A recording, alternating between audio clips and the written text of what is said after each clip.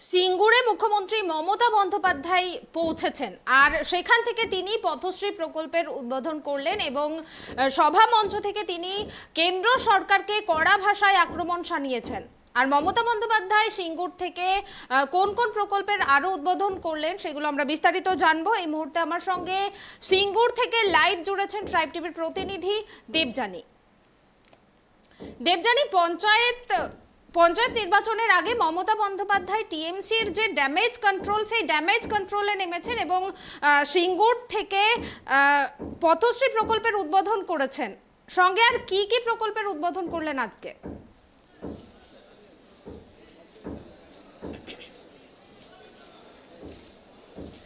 কুলমি, দেখো, এবারের বাজেট অধিবেশনে রাজ্য সরকার নতুন একটি প্রকল্পের ঘোষণা করে, যে প্রকল্পটি হচ্ছে পথশ্রী রাস্তাশ্রী প্রকল্প।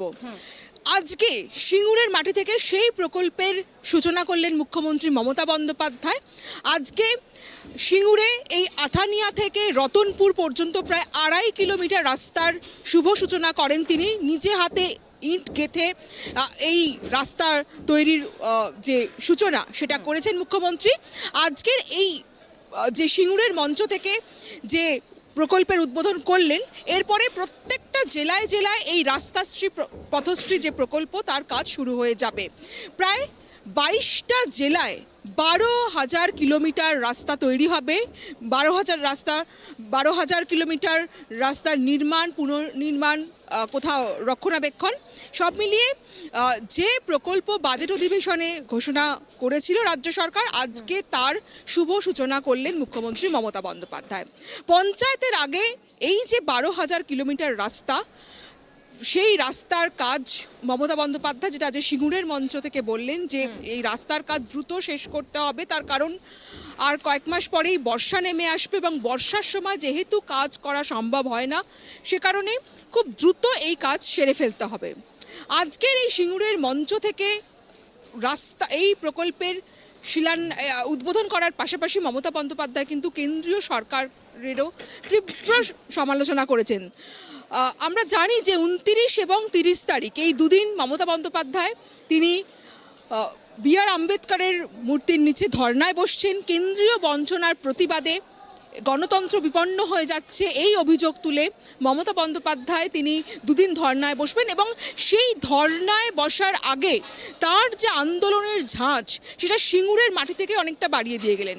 দেখো, সিঙ্গুরের মাটি রাজনৈতিকভাবে অত্যন্ত তাৎপর্যপূর্ণ। তার কারণ আমরা জানি যে এই সিঙ্গুর কিন্তু বাম জমানার ভিত নড়িয়ে দিয়েছিল তৃণমূল কংগ্রেস নেত্রী। তখন তৃণমূল কংগ্রেস নেত্রী এই সিঙ্গুরে আন্দোলন করেছিলেন কৃষকদের স্বার্থে। তার আন্দোলন সারা দেশে সাড়া ফেলে দিয়েছিল এবং আজকে মমতা বন্দ্যোপাধ্যায় যখন কেন্দ্রকে আক্রমণ করছিলেন বিভিন্ন ইস্যুতে, তখন তিনি বলছিলেন যে আগামীকাল ধর্নায় বসার আগে তিনি এই সিঙ্গুরের মাটি ছুঁয়ে গেলেন। তাই আজকের এই প্রকল্পের যে রাস্তাশ্রী প্রকল্পের উদ্বোধন, তার সঙ্গে মমতা বন্দ্যোপাধ্যায়ের যে সিঙ্গুরে আসা ধর্নার আগে এই সিঙ্গুরের মাটি ছুঁয়ে যাওয়া, এটা কিন্তু রাজনৈতিকভাবে অত্যন্ত তাৎপর্যপূর্ণ বলেই মনে করছে রাজনৈতিক বিশ্লেষকরা। এছাড়াও আজকে মমতা বন্দ্যোপাধ্যায় কি বলেছেন যে এই যে 100 দিনের কাজের টাকা কেন্দ্রীয় সরকার দিচ্ছে না, বন্ধ করে দিয়েছে, তারা অনিয়মের অভিযোগ তুলছে। কিন্তু এ রাজ্যে প্রচুর জব হোল্ডার রয়েছে এবং প্রায় 7,000 কোটি টাকা এই মুহূর্তে কেন্দ্রীয় সরকার আটকে রেখেছে, যার বিরুদ্ধে কালকে মমতা বন্দ্যোপাধ্যায় ধর্নায় বসছেন। এই 100 দিনের যারা কর্মীরা রয়েছে তাদেরকে এই রাস্তাশ্রী প্রকল্পে তাদের নিয়োগ করা হবে। এছাড়াও পূর্ত দফতর বা পঞ্চায়েত দফতরের বিভিন্ন কাজে বা অন্যান্য দফতরের বিভিন্ন কাজে এই 100 দিনের যারা রয়েছে, যারা জব হোল্ডাররা রয়েছে, তাদেরকে এই কাজে নিয়োগ করা হবে। এছাড়াও তিনি যেটা জানিয়েছেন যে এই যে 100 দিনের কাজ ছাড়াও বিভিন্ন বুথে বুথে এবারে দুয়ারে সরকারের ক্যাম্প হবে। দেখো, কেন্দ্রীয় সরকারের বিরুদ্ধে তিনি সুর চড়া করেছেন যে 100 দিনের শুধু 100 দিনের টাকা নয়, আবাস যোজনা, সড়ক যোজনা, এই সমস্ত টাকা কেন্দ্রীয় সরকার আটকে দিয়েছে। প্রায় 1,15,000 কোটি টাকা কেন্দ্রীয় সরকার আটকে রেখেছে, যার ফলে বাংলার উন্নয়নের যে গতি, সেই গতি অনেকটাই স্তব্ধ হয়ে যাচ্ছে। কিন্তু রাজ্য সরকার এটাকে চ্যালেঞ্জ হিসেবে নিয়েছে, যেহেতু প্রচুর মানুষ এই কাজের সঙ্গে যুক্ত রয়েছে এবং যেহেতু বাংলার সরকার তারা উন্নয়নের গতি তারা যেভাবে উন্নয়নের গতি তারা বজায় রেখেছে সেই গতি তারা আরও বাড়াতে চায়। সেই কারণে নিজেরাই তাদের নিজেদের টাকা থেকে নিজেদের ভাড়ার থেকে এই প্রকল্পগুলো চালিয়ে নিয়ে যাবে এবং নিজেরাই কিন্তু যা বাজেটে যে প্রকল্পে তারা বরাদ্দ করেছে আবার নতুন প্রকল্প ঘোষণা করেছে সেই সমস্ত কাজই কিন্তু তারা বাস্তবায়িত করবে। পঞ্চায়েতের আগে মমতা বন্দ্যোপাধ্যায় আজকে যে 100 দিনের যে জব হোল্ডারদের নিয়ে যে বার্তা দিলেন, যে কথা বললেন যে তাদেরকে এই কাজে নিযুক্ত করা হবে, সেটাও কিন্তু যেটা তুমি শুরুতেই বললে যে কোথাও একটা ড্যামেজ কন্ট্রোল, যে এই সরকারের বিরুদ্ধে যে প্রচুর দুর্নীতির অভিযোগ রয়েছে ঠিকই, কিন্তু চাকরির নিয়োগ নিয়ে দুর্নীতি থাকলেও বিরোধীরা মনে করছিল যে যদি দিল্লি থেকে টাকা আসা বন্ধ হয়ে যায় তাহলে রাজ্য সরকার, বিশেষ করে বিজেপি মনে করছিল যে এটা তৃণমূল কংগ্রেসের অভিযোগ যে তারা ভাবছিল যে যদি কেন্দ্রীয় থেকে টাকা আসা বন্ধ করে দেয় তাহলে রাজ্যের উন্নয়নের গতি থেমে যাবে, সেক্ষেত্রে রাজ্য সরকারকে তারা বেকায়দায় ফেলবে, এমনটাই তারা ভাবছে।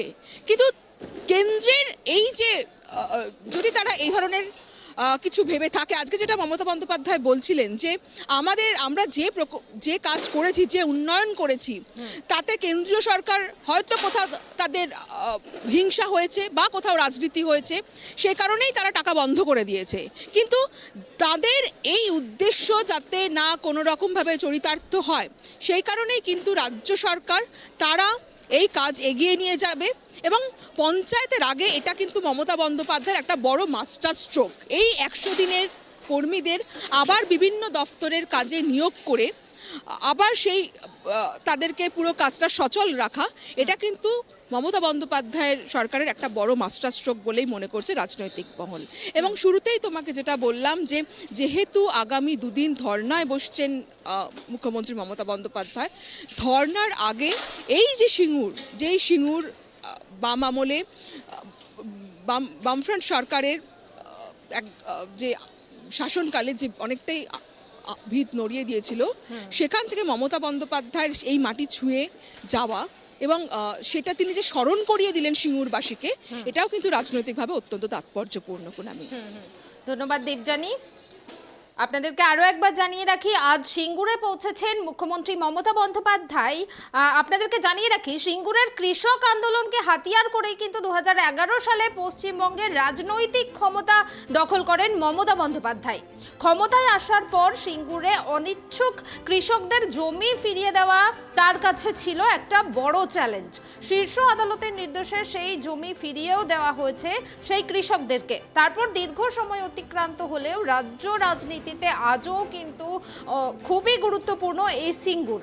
আর পঞ্চায়েত ভোটকে সামনে রেখে সেই সিঙ্গুর থেকেই রাস্তাশ্রীর উদ্বোধন করলেন মুখ্যমন্ত্রী মমতা বন্দ্যোপাধ্যায়।